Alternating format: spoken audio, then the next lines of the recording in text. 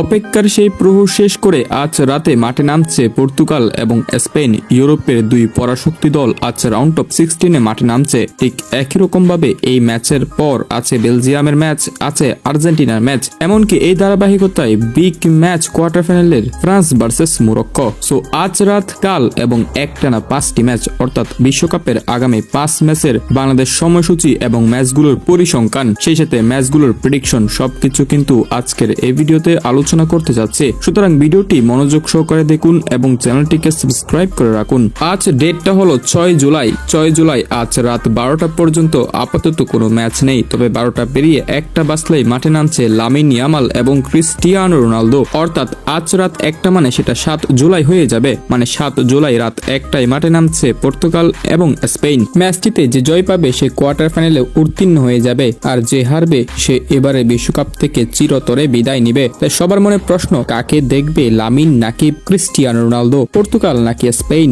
চলুন এক নজরে দেখি। বর্তমানে ফিফা র্যাঙ্কিং এ স্পেন কিন্তু পর্তুগাল থেকে আছে এগিয়ে, কিন্তু খেলার মাঠে দুই দলই সমান। সর্বশেষ ইউএফা ন্যাশনাল লিগ ফাইনালে মাঠে নেমে ট্রাই বেকারে স্পেনকে হারিয়েছিল পর্তুগাল। সেখানে পর্তুগালের একটা দুর্দান্ত গেম দেখতে পেয়েছি, সেই সাথে স্পেনও সেই ম্যাচে ডোমিনেট করে খেলেছে। তবে 2026 বিশ্বকাপে কোন দলটা ভালো খেলছে, মানে স্পেন নাকি পর্তুগাল? এবারের বিশ্বকাপে স্পেন প্রথম ম্যাচে কেপ ভার্দের বিপক্ষে মাঠে নেমে এক বড় হোঁচট খেয়েছিল। ম্যাচ ড্র করে সমাপ্তি করে ম্যাচ কেপ ভার্দে যেন স্পেনকে থামিয়ে দিয়েছিল নিমিষেই। বাট এই জায়গার পর থেকে কিন্তু স্পেন ঘুরে দাঁড়িয়েছে। দ্বিতীয় তৃতীয় ম্যাচ সব ম্যাচ জয় পেয়ে একেবারে গ্রুপ চ্যাম্পিয়ন হয়েছিল স্পেন। এমনকি নকআউট পর্বের ম্যাচেও অস্ট্রিয়ার বিপক্ষে মাঠে নেমে 3-0 গোলের বড় ব্যবধানে জয় পায়। আর অন্যদিকে পর্তুগালের বিশ্বকাপের যাত্রাটা অন্যরকম। পর্তুগাল এবারের বিশ্বকাপের প্রথম ম্যাচে মাঠে নেমেও হোঁচট খেয়েছিল। প্রথমে গোল করলেও শেষ পর্যন্ত সেই গোল করে লিড ধরে রাখতে পারেনি।